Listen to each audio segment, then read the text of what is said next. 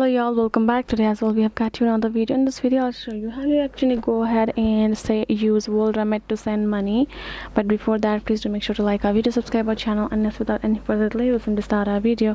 For the matter, you're gonna go ahead and access, you can either go to worldremit.com or Worldremit app. For me, my device is rooted, so I have to access the official website. Tap on this login option, tap on this email section and get logged in first. Once you're successfully logged in, you can see this kind of interface. You can see you can send, they get this much, this is it. So you can go ahead, tap on it and change your amount according to your need. Let's say it's 200, and you can change your country by tapping on it.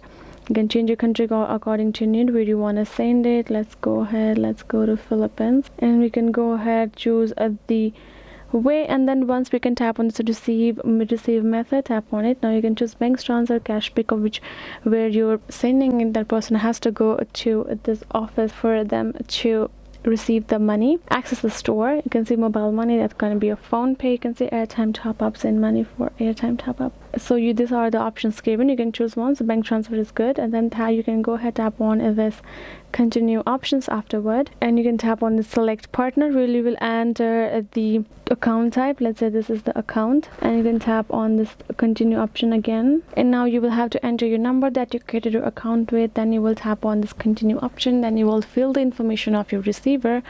Afterwards you will confirm the payment, and then it will cut off some charges if you are doing mobile banking. If it's bank transfer, if you want bank to bank, then you will be able to do the transfer. You can even go see the transaction in your history in your activity section, and that way you will confirm it. So this is the way for you guys. I hope this video was helpful to you all. Thank you so much for watching this. I'll see you guys in our next video.